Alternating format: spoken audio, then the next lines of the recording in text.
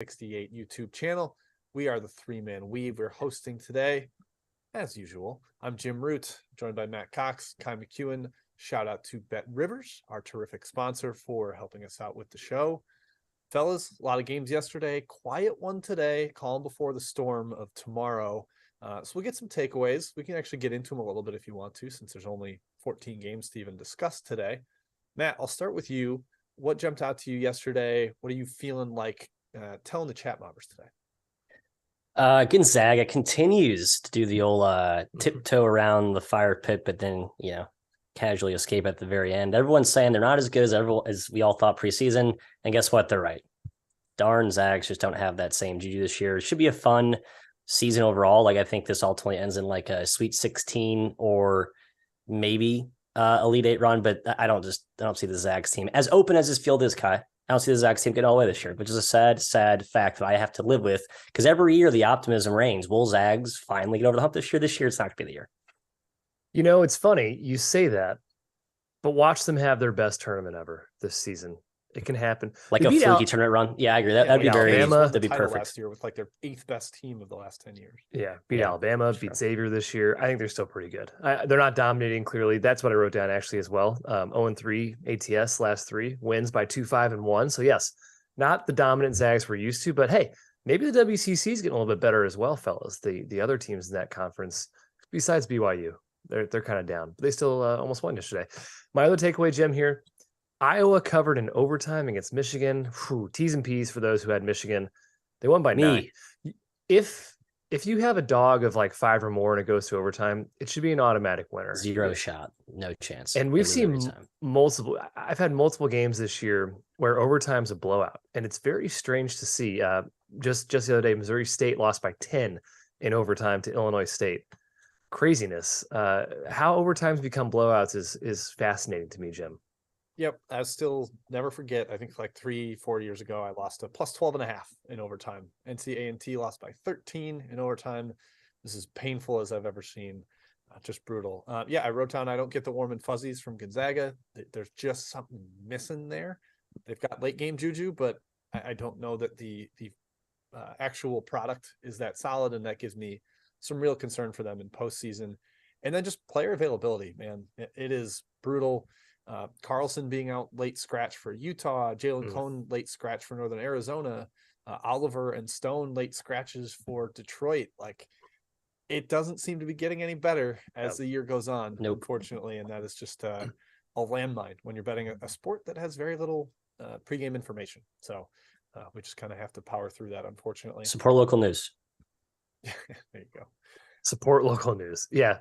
Pay for the $1 subscription to every single website. You hypocrite. I do not. The show. I don't do it. You hypocrite. Sorry. I don't get to. Well, I do get paid, but I don't get paid for 3-man weave writing. No, sir. Haha. All right. Let's get into the slate here. It's actually kind of a solid Saturday or Friday slate, like good games. We'll start with Michigan at Illinois, the big one in the Big Ten here. 2 teams that are definitely trending up right now. They look better than they have most of the season. Matt, how does that shape up the matchup for you here with Malik Hall back? Michigan State is now 6-2 against the spread on the year. Illinois been really solid last 2. What do you make of this? Yeah, I took Illinois first tap. I wrote this up for Action Network, actually. I missed the good number, opened 4.5, 5 up to 6.5. I just think Michigan State's playing too well right now to feel confident backing Illinois to keep them at a touchdowns distance the whole game, especially with how well Hogarth's playing at point. And you're right, they're getting some good contributions on the wing and up front. And Illinois came out like guns blazing first half last game against Nebraska on the road. I think Underwood talked about that in his press conference. He wants to come out fast, set the tone early, come with intensity, a little more defensive pressure. So I see Illinois coming out to a fast start, and this game probably hovering around 5-10 the rest of the way. But all things considered, I am all the way back in on the Illinois is fine train.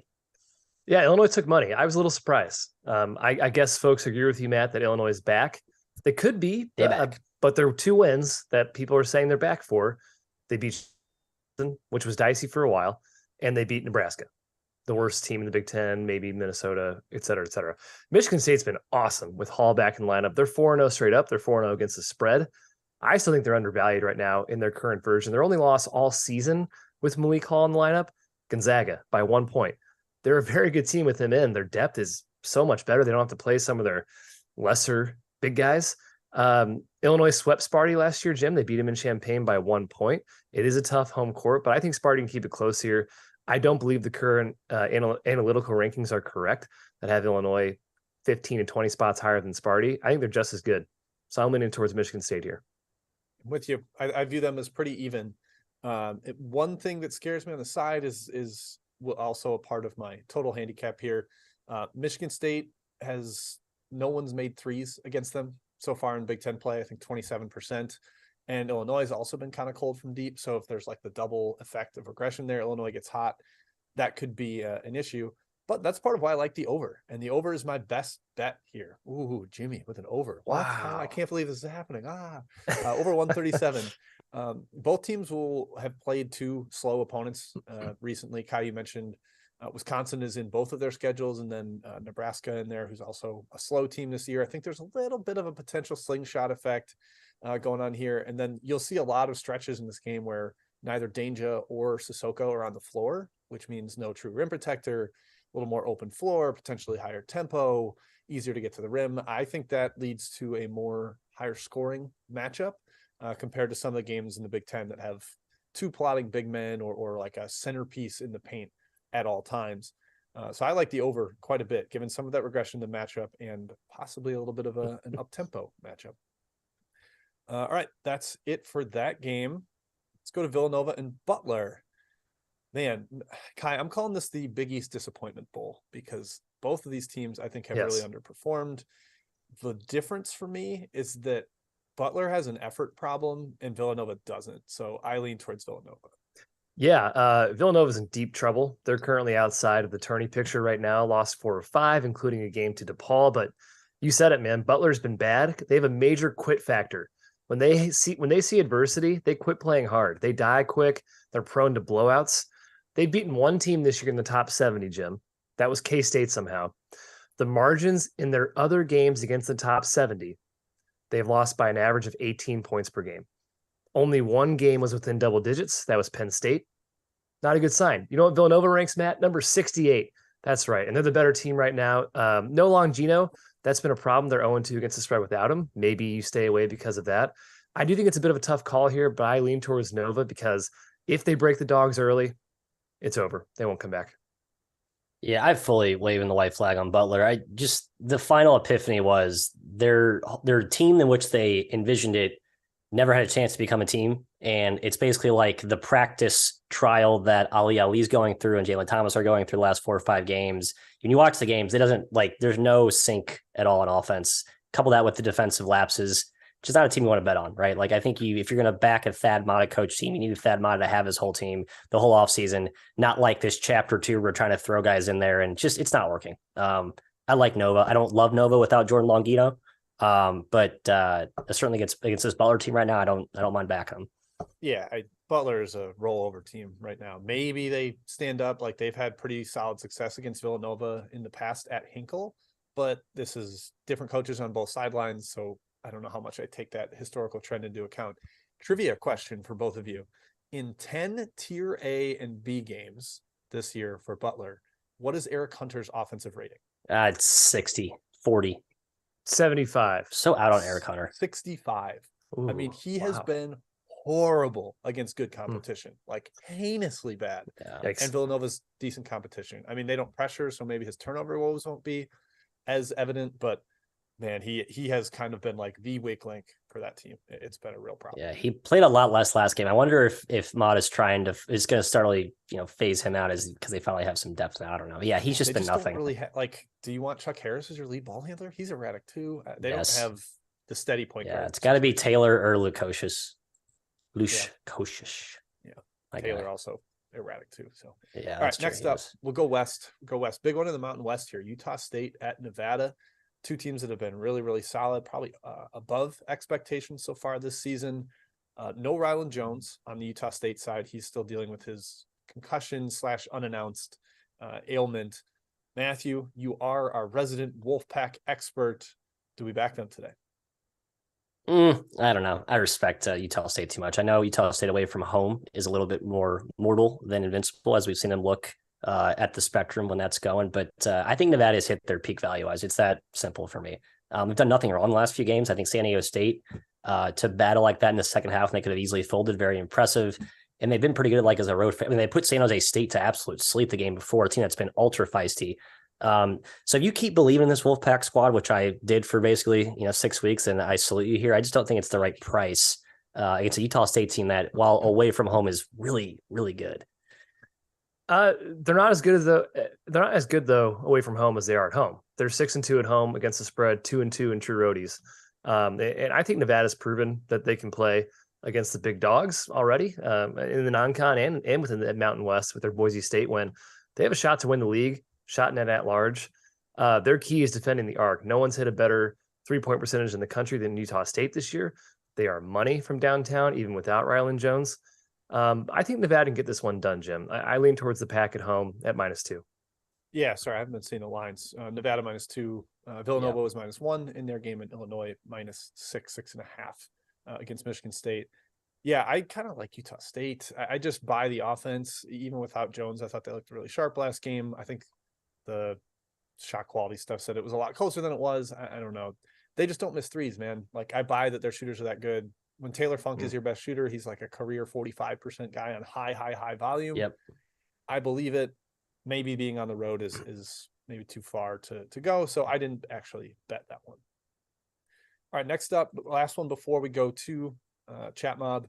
Yale at Cornell. Big Ivy Friday showdown showing up on the outline here, even before the first chat break. Yale is a 1-point road favorite here, Kai. This is kind of maybe a passing of the torch game. Yale has been the dominant team in the league for a few years, but man, Cornell's coming for that crown.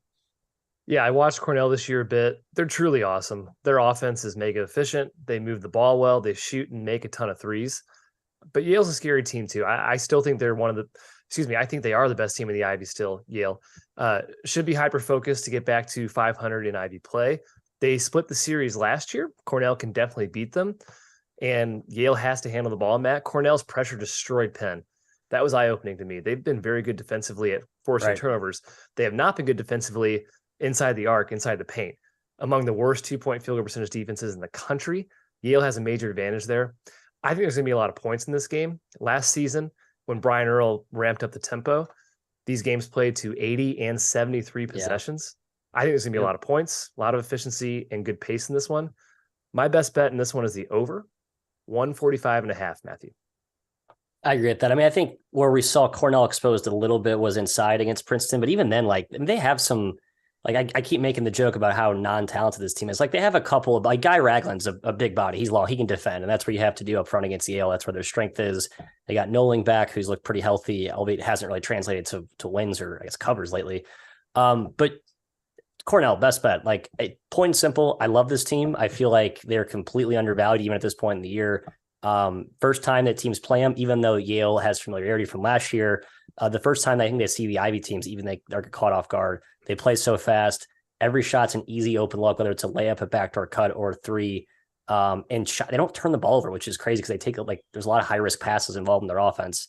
I'm just riding this Cornell mojo, plain and simple. So +1, big red, best bet. Boom. Yeah, they without watching them, I'm like, oh, who is this? Just like a bunch of Ivy guys executing really well. But Chris Mannon is a legit Mannon's athlete. Freak. Nazir Williams can play. Yeah, Dolan's great. They're way better than I mentally gave them credit for. And you combine that with Earl's coaching, it's God, this team is outstanding. I sat it out. I kind of like the points angle. I think last year's tempo is very indicative of what we'll see a little bit this year. Yale's better inside than they were last year, but still, I think that's a sharp angle. All right, it's probably worth mentioning real quick. Sorry, Jim. This is like a buy high sell or a buy high sell low spot. So if you're into that, then definitely don't take Cornell. But you're definitely getting Yale the cheapest. It's not like they just That's true. barnstorming right now. Yeah, that's a good point. All right, chat mob. Kai, Mazar, what do we got? 2 questions for this part, guys. Matt, number 1, St. Peters at Quinnipiac from William. Spread is 10. Quinnipiac's favored by 10 against St. Peters. Yep, too many. I see where you're going there. I know Quinnipiac just beat Iona by 1 million, which is largely why they're overpriced right now. Some money came in on St. Pete. I think that's the right side. I'd still take it at 10. These two teams played early this year. The line closed 5, and St. Peters was without Murray and Sadler that game. So I think they're actually better now than they were at that point. Yeah, you could say Quinnipiac's better, but I'd argue they're actually more just overvalued because of the last game, not like truly better than that first matchup. Oh, by the way, they beat them in that first matchup too. So I love I love Pete here tonight, actually. That line's huge. Quinnipiac's definitely better, but yeah, it's inflated. 10 points. The MAC is weird. Anybody can beat anybody. So I like the dog. That might be a money line. Oh, let's put this. Let's archive beat him twice. Let's archive this. Go first yes. yesterday. Hey, Mac did call Minnesota money line yesterday. Please. Yeah. Hey, Jeff. Less him. banana pudding. More archive video digging. We need to be posting that for content. That's just inexcusable. That's obvious content right there. It's poor leadership at the top. Jim, from Matthew in the chat, we have Eastern Michigan against Akron in a MAC battle. 13.5 point spread. What do you think? Well, it's Eastern Michigan, and we've pretty much sworn them off. I think that team is like a straight up joke at this point. Line's embarrassing. It's an absolute embarrassing line. 13.5 to Akron. Are you kidding me? And I still kind of lean Akron because, I know that they're decently coached and competent, and Imani Bates isn't going to take 50 mid-range jumpers against a compact Akron defense that will force him into that. I don't touch Eastern Michigan unless you are brave or masochistic. I think it'd be Akron or nothing. Likely probably the over because of the way Eastern Michigan defends, but I also think Akron slows the tempo down. So not a big, strong take on the total either. And I do have one more. I lied. I have three. Canisius and Marist, Matt, from Ed, another MAC battle. Canisius is favored by 4 at home in Buffalo. What do you think? Yeah, interesting. KenPom has this 8 points, so pretty big discrepancy here, which, no. And I'll be honest, I've been one of the few Marist believers all season, and I've been pretty wrong on that, although they're coming off a fairly impressive win against Mount St. Mary's at home. Maybe they're turning around. I kind of believe in John Dunn. I think the roster is better than it looks on paper. Maybe a buy low spot for Marist, but not a lot of conviction, obviously, in any MAC game. Yeah, I will say, Kai, on this, I mentioned it to you before in our chat. I almost made the under here my best bet. I think it's going to be slow. It's been bet down. But 8 of the last 9 between these two have gone over, and that's with Dunn and Witherspoon on the sideline. So maybe there's something to their styles that leads to the over. That kept me off making that my best bet. Just a note, the Buffalo trip is hell for these MAC teams. So if you want to bet on Marist, you got to be really sure that you want to bet on Marist. Canisius has not been in their home building. Are they still at Niagara today? This one's back at Canisius for the first time. Back Canisius, yeah. Yep. That's tough. All righty. That does it for Chat Mod Part 1, Jim. Back to you. Hi, let's go A10. VCU at Dayton. I think coming into the year, we thought these would be 2 of the top 3 teams. I kind of think they actually are. It's bearing out to be that way. Dayton looks like the most dominant force in the league. Their defense just is clowning A10 teams. They're giving up, I think, like 0.87 points per possession in league play. It's ridiculous. They're huge. They don't even have their point guard back yet, Matthew. But at 7.5, a touchdown, is that too many points for a VCU team that's actually been pretty competent on offense? They're making 49% of their threes. Yeah, they are. Play. Wow. Yeah, they just started Nick Kern last game, and they made like a the change in the starting rotation. It seems like there's a little more offensive skill that's blossoming within this VCU team, right? Like it's still very much a defensive-minded team that can go through scoring droughts. Not fun to watch at times, but with Zeb Jackson in there and Brandon Johns, I think there's like some more upside. That does scare me because I do want to take Dayton here. I'm just kind of all in on this Dayton resurgence, trying to ride it before the value sucked out. But yeah, tough matchup here with VCU, which with an offense that I kind of like the way it's playing right now, Kai. Yeah, Dayton's running roughshod over the A10 right now. Like Jim said, without its point guard. I mean, it's ridiculous. They're 4-0 against the spread, 9-point cover margin in those games, not just winning by 9-point cover margin. And they've had pretty big spreads as well. VCU 3-1 against the spread in the A10, 4-point cover margin. They are coming alive as well, but man, I'm not going against this Dayton team. Their lack of point guard worries me against VCU, with apologies to Mongolian Mike, who is awesome, but VCU's turnover edge is going to be pretty stark in this game. Dayton holds the edge inside. Deron Holmes is awesome. They also don't foul. 11th in the country in free throw rate allowed. VCU, second nationally in free throw attempt rate. They need to get to the line to score, basically, and Dayton doesn't allow them to do that. So I'm not fading Dayton. These games are weird last year, Jim. Dayton lost by 1 and won by 30 against VCU last season. So a little bit of back and forth there. I'm staying fully away in this game. Yeah, I am too. There's a question about the total too. I sort of lean towards the over because I think it's going to be, I was talking to a SLU fan buddy that lives in Dayton. he's like, it's going to be the hypest home atmosphere. It's going to be hard to like slow the game down for the players when the energy is just crackling through that place. So I think VCU will be able to get the tempo up a little bit, force some turnovers, kind of lean towards the over. Interesting thing, Dayton is 0-5 this year against the spread against top 100 teams. VCU is 100th in KenPom. So like, Ooh, does this tilt towards this is too good of a team for them to cover, or is it they're way better now and you need to throw out some of the non-con performances? I think I probably lean towards the latter there. I just think we always thought Dayton was going to be awesome, and look, here they are. They're awesome. So no take for me actually betting that game. All right, next up, Kent State at Ohio. Big one in the MAC. Matthew, I'll go to you first here. Kent State coming off a big Toledo win. Is there a hangover effect taking on a really well-coached Jeff Bowles squad here? I think it's a great spot to back Ohio. I really do. They got AJ Clayton came back last game, played 29 minutes off the bench, had 16. Like, he's really important for this team. He's kind of like the Ben Vanderplas in development and grooming, in progress, whatever you want to call it. I think he's a huge matchup piece in this game. And even though it's their third game in a week, I guess it's the same for Kent State too. So I guess that negates it. That was my one concern I wrote down for Kent State or for Ohio, but I think it's a great spot to back them, Kai. I like Jeff Bowles. Home should be pretty strong here today. I know travel's not great, but they have a good home court there at Athens. So I like the Bobcats catching the points. It's been mentioned in the chat. They do have a great home court, actually. Very Top 50 home court advantage per KenPom. They are undefeated at home this year. They're 4-2 against the spread. It's like a 3-hour drive from Kent, Ohio to Athens, Matt. I did look that up. Yes, I did. Ohio's solid, but not the same level as they have been. And Kent State's awesome. They're much better on both ends. They're way more athletic. They have the better backcourt by a mile. Spread's tough. It might be a little bit high here, Jim. I lean Ohio, I guess, on the number, but I'm not fading Kent State. No, sir, won't do it. Yeah, sorry, I didn't say either. 4.5, 5. 4.5, 5, yeah. Yep. Kent State's been fantastic, man. Also kind of like them first half. They're another team that's been really solid there. I think 2 games ago, they struggled in the first half. I think there was some look ahead to Toledo in that situation. I think they'll continue to be a very strong first half team. Would lean that way if I was betting this one. All right, next up, back to the Big Ten. Nebraska at Purdue. Kai, the Boilers laying 14.5 at home, 15 in some places. This was a super close game in Lincoln. Nebraska gave them everything they could handle. They do this action with Derek Walker initiating at the top that kind of pulls Edey away, makes it hard for him to help against guards on handoffs. Does that continue to frustrate Purdue enough that Nebraska hangs around, or are the Boilers going to roll at home?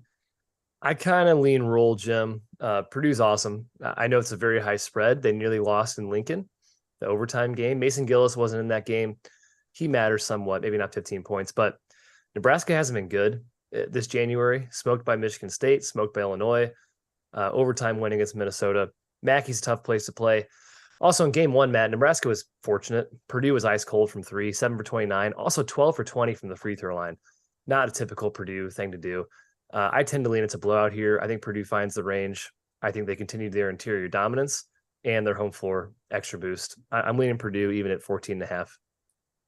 Yeah, I like Purdue here. Don't like taking big double-digit dogs, and especially in power conference games, especially with a team like Nebraska that was playing better. Although you're right, Kai, I think they're starting to kind of show some wear and tear. And without Juwan Gary in this matchup, that's going to be a huge issue. Purdue just makes shots, stay at home, like the friendly confines of Mackey. Those young guards knock down open looks when Mr. Edey is not being swallowed up front. But I mean, I think without Gary, it's going to be tough to guard him 1v1 with Walker. It's basically impossible to guard Edey 1v1 with anyone in the country. So I think Purdue has plenty of ways to score here, and barring some superhero shot making expose by the Husker guards, I just don't think they keep it that close. Yeah, I always feel like Purdue's more apt to smash at home. They just get the crowd on their side, Mackey, and you get a couple buckets early to Edey inside. They start having to overly help and double. And I think this Purdue team can shoot well enough to run away with it. Like you guys mentioned, Gary matters a lot. Like the versatile defensive piece there can pretty much guard all 5 positions when Zach Edey isn't the towering big 5 man on the floor. So I'm with you guys. I would lean towards Purdue. Last one on the outline. Maddie Mack, we're going to you. Siena at Niagara. Siena laying 2 on the road. We already talked about the Buffalo road trip and how it's kind of the pain for these teams. Niagara, the ultimate feisty, slow it down, grind the game to a halt squad under Greg Paulus this year. What do you got here with Javen McCollum and Jace Johnson both questionable for the Saints? Yeah, and the market still bets Siena up a point, so maybe they think one of those guys is playing. I mean, the one that matters is obviously McCollum. Like he's really become like the star in this league. I mean, not like Pickett level, but he's kind of has like that talent that's probably too good for this conference. But Greg Paulus is the ultimate just evil wizard magician. Somehow is competitive, somehow is good, does more with less every year.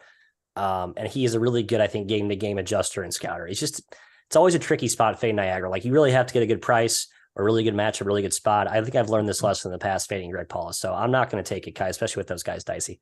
Yeah, you have to know McCollum's status. He's key. Siena is winning without him. They won their last MAC game. They won against American, but he's still key. Siena's 5-0 in the MAC, man. They're very impressive. But like I said earlier, like Jim said again, this Buffalo trip is tough. Siena lost by 22 last year in Niagara, by 2 in 2021, by 1 in 2020. Overtime in 19. That's their last win at Niagara, 2019. Niagara's been strangely good also, but they lost to Manhattan. It's the MAC. Anything can happen here. They squeeze the air out of every possession. They play among the slowest tempos in the country, and they play enough defense to kind of scrap wins. Even though Siena's much better, I'm scared of this road trip. I'm scared of maybe no McCollum. I'm kind of tempted actually by +2 Niagara, Jim. Oh, there he is, getting a little purple eagly on me. Tempted. I will not bet this game unless McCollum is out, and then I will hit the under. I think without him to initiate the offense, yes, Niagara's ability to slow the game down and muck it up, I think that will make the under rather appealing. If McCollum's in there, no way. I'm not doing it because he is like kind of a singular creation force in this league, arguably top 2 for player of the year with Jenkins from Iona. So it's definitely a hinge handicap based on whether he's in there or not. All right, that's it for the outline. Kai, any other questions rolling through chat mob? I know there's only like 5 games not on the outline. I'll believe Ed when he says the only game left is Mount St. Mary's. So Manhattan is at Mount St. Mary's. The spread is 6 at BetRivers. I'm not betting Manhattan ever, but Mount St. Mary's has not been very good this season, Jim. What do you think? Yeah, 2 teams I've had a hard time figuring out. Like I thought I had been too high on Manhattan, adjusted their rating way down, and then like you said, they just beat Niagara. I was like, oh, okay. Guess I should have kept my rating where it was. I would have bet on them. So yeah, a little too whack-a-mole for me. And looks like we have one more MAC game. Yes, I lied. Matthew, Fairfield, 16-point dog to Iona. I thought it was too high. I took Fairfield. Did you? Don't love it. Don't love it. Yeah, Fairfield's not totally incompetent, but Iona is off that big loss. They could smash. I fully acknowledge that. What do you think? But so I looked at that angle last year. I was like, okay, Iona off a loss. You're kind of like, all right, angry. They're going to blow out whoever they play next. So like last year, they lost to Niagara on the road. Then they came back, or then they lost to Siena again the next night. They lost at St. Louis and came back and barely beat Fairfield actually on the road. So I mean, I don't feel like that's a relevant angle just based on last year's precedents. I don't feel like Iona is a super holy crap juggernaut that we may have thought for a high. They're a really good team, but they're not like invincible. So I'm not a fearful guy. So I think I'd be on fair. If it's like for Marist, maybe and got like a better price or another team in the MAC I liked relatively more, I'd back it, but I just don't like Fairfield. So I didn't take it. Fairfield's better than Marist. They are. I'm saying if I got Marist at like 20 or something, like a price adjusted, just a team I like relatively more, but I'm kind of selling Fairfield, I guess. I just want to commend Matt for editing himself from to crap. Like he's really, he almost see that, Jeff? See that, Rob? That. Right here, PG. How about that? One thing to mention there too, Walter Clayton might be back for Iona.